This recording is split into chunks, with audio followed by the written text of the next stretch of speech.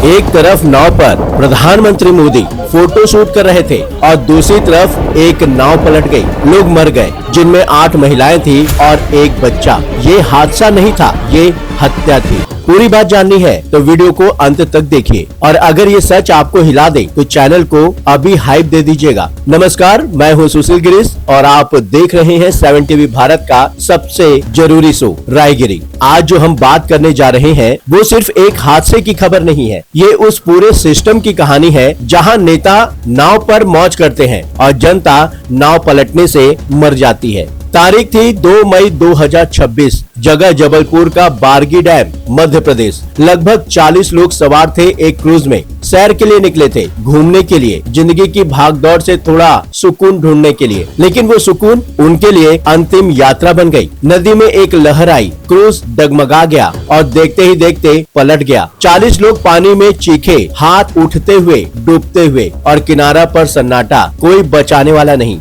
अब तक 900 निकाले जा चुके हैं, 8 महिलाएं, एक बच्चा। सोचिए जरा, जो घर से निकले थे सैर के लिए वो घर वापस नहीं लौटे। और सबसे दिल दहला देने वाली बात जो मेरे रोंगटे खड़े कर देती है, कर्नाटक का एक सरकारी कर्मचारी था, अपनी पत्नी के साथ आया था, 2 बच्चों के साथ, माता पिता भी साथ थे। माता पिता किनारे बैठ गए, बाकी सब नाव में। उस परिवार में से सिर्फ एक बच्चा बचा है। एक माँ को निकाला गया, उसके पास एक लाइफ जैकेट था और वो माँ अपने सीने से अपने बच्चे को चिपकाए हुए थी। दोनों की जान चली गई। एक सवाल पूछना है आपसे, अगर आप उस परिवार की जगह होते तो क्या आप ये सोचते कि मध्य प्रदेश का टूरिज्म मंत्री जानता ही नहीं था कि नर्मदा नदी में डीजल क्रूज चलाने पर रोक है? मंत्री को अपने ही मंत्रालय की जानकारी नहीं थी। ये अज्ञानता है या लापरवाही है या फिर जानबूझकर की गई उपेक्षा? जो भी है उसकी कीमत चुकाई 9 बेगुनाहों ने। और अब बात करते हैं उस क्रूज की जो पलटा। वो क्रूज मध्य प्रदेश टूरिज्म विभाग का था, बना था साल 2006 में, यानी 20 साल पुराना। 2006 से 2026 तक वो वैसे ही चलता रहा,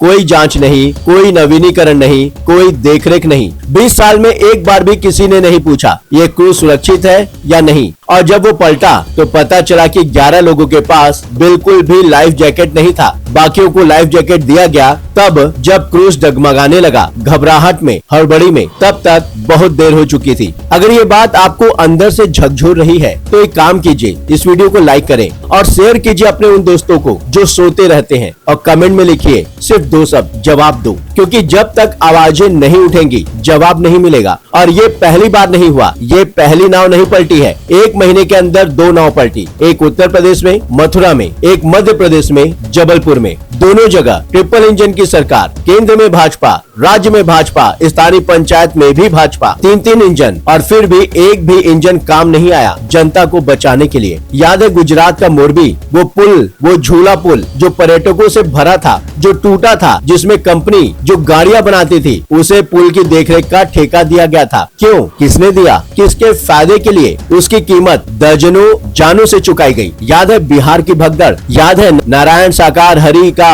हुजूम, याद है कुंभ मेले की भगदड़, याद है नई दिल्ली रेलवे स्टेशन। हर बार एक ही पैटर्न, हर बार एक ही कहानी, हर बार जनता मरती है, हर बार मुआवजा मिलता है और हर बार अगली बार के लिए कुछ नहीं बदलता। और उसी दिन, उसी वक्त जब जबलपुर में क्रूज पलट रहा था, हावड़ा में एक नाव पर कोई था। कौन? प्रधानमंत्री नरेंद्र मोदी। चिलचिलाती धूप में, गर्मी के मौसम में, चादर लपेटे हुए, शॉल ओढ़े हुए, फोटोशूट। पूरा कोलकाता पसीने से तरबतर था और प्रधानमंत्री नाव पर फोटोग्राफी कर रहे थे। एक तरफ नाव पर देश के प्रधानमंत्री मौज में, दूसरी तरफ नाव पर देश की जनता डूब रही थी। यही है आज का भारत। अब एक बुनियादी सवाल, जब आप गाड़ी चलाते हैं तो ड्राइविंग लाइसेंस चाहिए, टेस्ट देना पड़ता है, सड़क पर गाड़ी चलाकर भी परखा जाता है। बस चलाते हैं और कड़ी ट्रेनिंग, रेलगाड़ी चलाते हैं और उससे भी कड़ी ट्रेनिंग, हवाई जहाज तो सालों की ट्रेनिंग। लेकिन नाव, लेकिन क्रूज, किसने ट्रेनिंग ली? कहां से परीक्षा दी? किसने प्रमाण पत्र दिया? क्या कभी रिफ्रेशर कोर्स हुआ?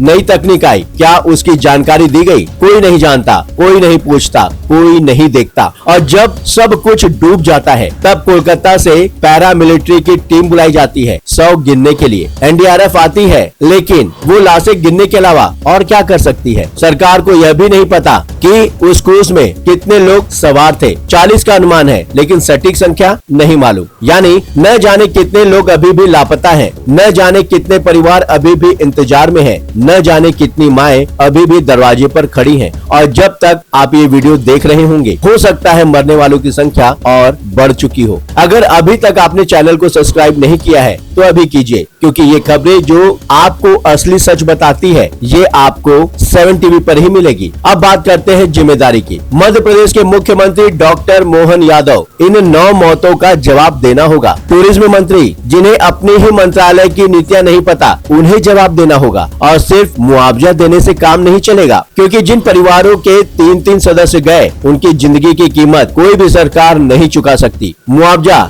जिंदगी भर की भरपाई नहीं होती। मुआवजा सिर्फ एक कागज का टुकड़ा है, जो उन माओ के आंसू नहीं पो सकता, जो उन बच्चों का अनाथपन नहीं भर सकता, जो उन बाप की कमी पूरी नहीं कर सकता। और ये अफसोस है, और अफसोस ये है कि ये सिलसिला रुकता नहीं, क्योंकि जो सिस्टम बनाया जा रहा है वो सिस्टम जानलेवा हो गया है। जहाँ नेता नाव पर फोटो खिंचवाते हैं और जनता डूबती है, जहाँ मंत्री को अपने मंत्रालय की नीतियाँ नहीं पता और जनता मरती है, जहाँ 20 साल पुराना क्रूज बिना जांच के चलता है और जनता डूबती है, जहां लाइफ जैकेट बांटी जाती है तब जब क्रूज पलटने लगता है और जनता डूबती है। ये हादसा नहीं है, ये लापरवाही है, ये उपेक्षा है, ये सरकारी हत्या है। संविधान ने हमें क्या दिया है? सम्मानजनक जीवन का अधिकार। ये किसी का एहसान नहीं है, ये हमारा, आपका, हर नागरिक का संवैधानिक अधिकार है। और हर राज्य की सरकार, हर स्थानीय प्रशासन की यह जिम्मेदारी है कि वो इस अधिकार की रक्षा करे। लेकिन जो हो रहा है वो इस अधिकार का मजाक है। तो अब सवाल ये है, और ये सवाल मैं आपसे पूछ रहा हूँ सीधे, हम एक नागरिक के तौर पर क्या कर सकते हैं? पहला,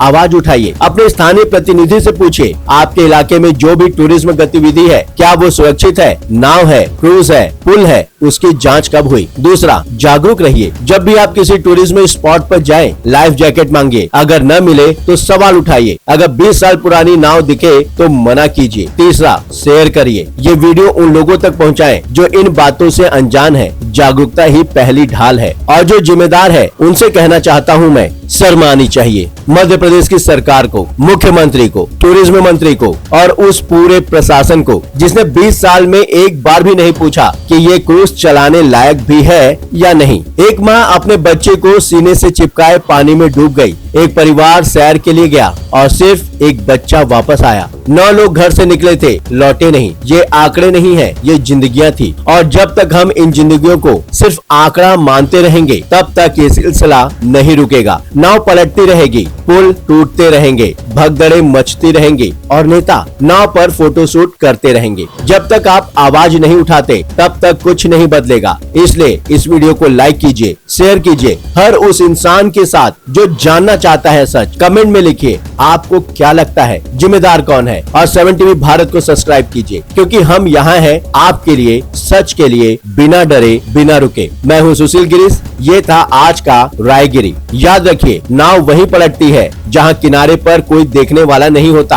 और इस देश में किनारे पर खड़े हैं तो आप और हम। तो देखते रहिए, आवाज उठाते रहिए। जय हिंद।